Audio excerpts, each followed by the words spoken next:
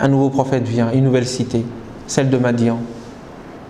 Madian, comme le nom l'indique d'ailleurs, qui a pour racine ad-dayn, l'endettement, la dette, a fondé sa suprématie, a fondé sa civilisation sur l'endettement, sur l'enrichissement sur le dos des autres.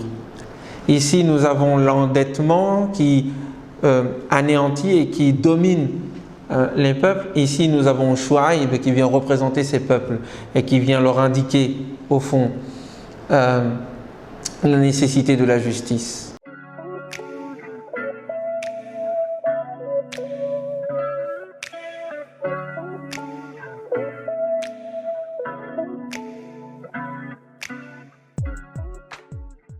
Assalamu alaikum wa rahmatullah, que la paix soit sur vous. Nous sommes toujours avec les prophètes, une histoire riche et belle, vous l'avez constaté, je l'espère, pleine d'enseignements. Nous avons tenté d'évacuer les histoires farfelues et superstitieuses qui servent au fait aux inconscients à passer du temps, à passer du bon temps. Passer du bon temps par le biais de la falsification n'est qu'une manière ou une autre de se détourner de l'essentiel. Passons donc du bon temps en comprenant, en méditant. Un autre prophète, à la suite de Noé, à la suite de Houd, à la suite de Salih, à la suite de Lot, un nouveau prophète vient, une nouvelle cité, celle de Madian.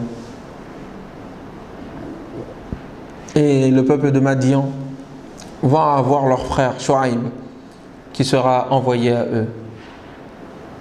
Madian, comme le nom l'indique d'ailleurs, qui a pour racine ad-dayn, l'endettement, la dette, a fondé sa suprématie, a fondé sa civilisation sur l'endettement, sur l'enrichissement sur le dos des autres.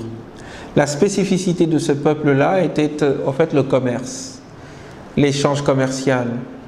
Et ces échanges commerciaux, afin qu'ils restent à leur profit et qu'ils dominent le reste des individus et le reste des cités alentours, se faisaient sur l'usure, se faisaient sur la tromperie. En fait, les critères sur lesquels se fondait l'échange économique étaient biaisés en leur faveur. Et Chouaïb, leur prophète, porte ce nom, le nom suivant, Chouaïb, c'est-à-dire le peuple, c'est-à-dire le petit peuple, c'est-à-dire la même racine que ceux qui fondent la population et les populations et les peuples dans leur interaction et leur interdépendance. Ici, nous avons l'endettement qui anéantit et qui domine les peuples. Ici, nous avons Chouaïb qui vient représenter ces peuples et qui vient leur indiquer, au fond, la nécessité de la justice. Et donc, après l'appel initial de Chouaïb, Ma lakum min ilahin ghayruhu wa ila madyana aghahum Chouaïba, et vers Madian, la ville de Madian, nous avons envoyé leur peuple Chouaïb. Ya qawmi, il dit, ô mon peuple, n'adorez qu'un seul Dieu, il n'y a pas d'autre Dieu que lui, et établissez la justice et la justesse dans les balances et dans les équilibres. Il ne s'agit pas seulement des balances physiques, il s'agit des critères nationaux ou internationaux, en tout cas des critères sur lesquels on fonde les échanges commerciaux et qui permettent la justice et la justesse et la distribution des droits de chacun. C'était cela qui était nié, c'était cela qui était détruit. Il n'y avait plus au fond de critères objectifs, il n'y avait de critères que ce qui allait dans le sens de leurs avantages, dans le sens de leurs intérêts. Et c'est ainsi qu'ils exploitaient le reste des peuples, c'est ainsi qu'ils exploitaient le reste des populations. Cela est dommageable pour la civilisation. Cela est dommageable pour la mission de lieutenance qui leur a été confiée. Un prophète donc leur est envoyé et il leur explique la nécessité d'être juste. Il y a un refus. Ils refusent de le suivre. Ils le traitent même de menteur, de fou. Et ils disent même que, au fond, ces élucubrations qui sont les siennes sont issues de sa piété. As-salatuka, est-ce là ta prière, ta muruka qui t'invite à nous interdire de faire ce que nous souhaitons et nous voulons de notre argent, de nos biens. Il y a donc cette conception étrange et bizarre de croire que l'argent qui est le leur est leur possession définitive. Vous voyez toujours ce lien entre la crainte de l'être humain de ne pas avoir assez et sa proportion à avoir toujours plus, à vouloir toujours plus, comme s'il voulait se rassurer, comme s'il voulait se convaincre qu'il n'était pas une finitude, qu'il était relatif, comme s'il voulait se convaincre qu'au fond, il pouvait aller au-delà de la mort. C'est ce que nous dit par exemple le Coran dans la sourate Al-Humaza, quand il dit « Wailun likulli humazatin lumaza » alors à celui qui dénigre les autres, alladhi jama'a malan wa addada, celui qui accumule l'argent et qui le compte, yahsabu anna malahu akhlada, croyant ainsi que son argent va le rendre éternel. Et donc ces gens-là ne considéraient que le fait qu'ils aient de l'argent les dispensait de tout droit, de tout devoir supérieur dans l'attitude et dans la gestion de cet argent. Cela ressemble à la situation d'aujourd'hui où des riches refusent de participer à l'effort collectif, refusent de payer des impôts et refusent d'être responsables quant à la manière dont ils gèrent leur argent, considérant le fait qu'ils aient gagné cet argent comme le leur et non pas comme étant un dépôt, une confiance accordée par Dieu en leur donnant cet argent-là, dans la manière dont ils doivent ensuite continuer la redistribution de ces biens. Comme ces biens leur sont venus, ces biens doivent aller vers d'autres à travers eux. C'est ce refus. Et donc, nécessité de garder l'argent et de se l'accumuler par tous les moyens en biaisant les échanges commerciaux et refus d'entendre la parole d'un prophète, d'entendre des principes, d'entendre des lois morales, venir les orienter, les contrôler, leur interdire de faire ce qu'ils veulent de cet argent. Cela aura pour une conséquence la destruction de leur cité. Comme les autres peuples d'avant, Noé, Houd, Salih et Lot, il y aura à un moment donné une rébellion de la nature. Une rébellion de la nature? Non. Au fond, un châtiment divin qui contrôle en réalité la nature, lorsque là où en réalité l'être humain ne le contrôle pas.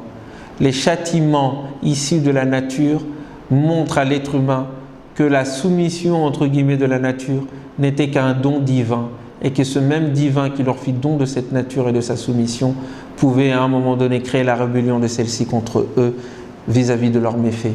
Il y a relation nécessaire entre l'attitude morale de l'être humain et l'attitude naturelle de l'environnement. Il y a correspondance, il y a relation. Bref, mais vous voyez donc que cela correspond un peu à ce qui se passe aujourd'hui.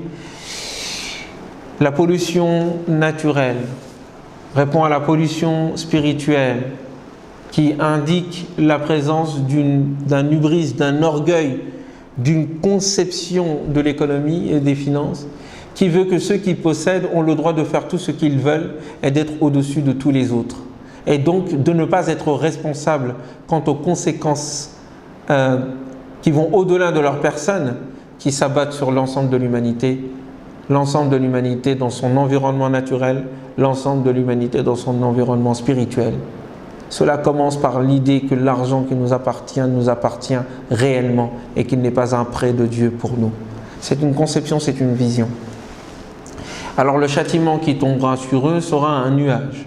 Il faudra trouver la correspondance qu'il y a entre l'attitude de peuple de Shu'aib et ce type de châtiment. Pensant que c'est là une ombre, il sera en fait empli d'un châtiment qui les anéantira sur place.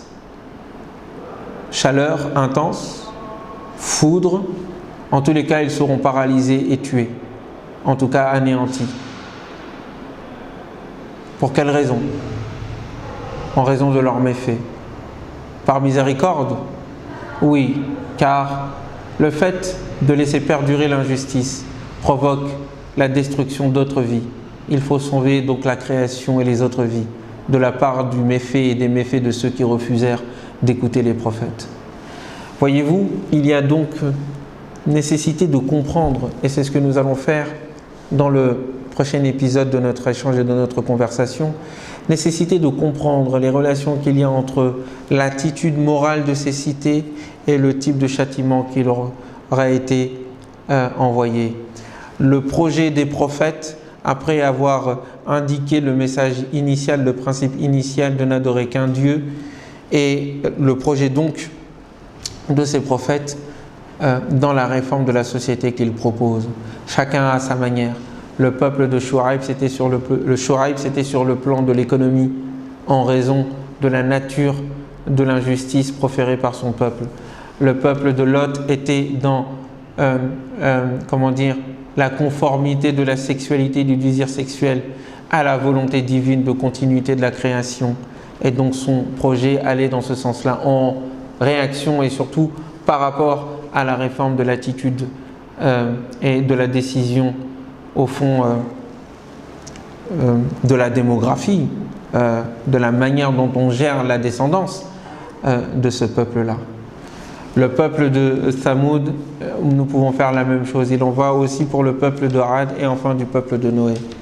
Il s'agira pour la prochaine fois de faire la synthèse de l'ensemble de cette histoire, de le mettre en relation et de voir qu'est-ce que cela dessine comme comportement de l'humanité, comme échec de ces cités-là à faire, à être à la hauteur de la mission de lieutenance de Dieu sur terre et en tirer tous les enseignements. Enseignements qui d'ailleurs seront tirés par le prophète Mohammed lui-même en essayant de reprendre l'ensemble de ces réformes prodiguées par les prophètes pour les proposer non seulement à l'humanité, mais ensuite surtout de les mettre en place concrètement au sein de la communauté qu'il a établie, communauté universelle.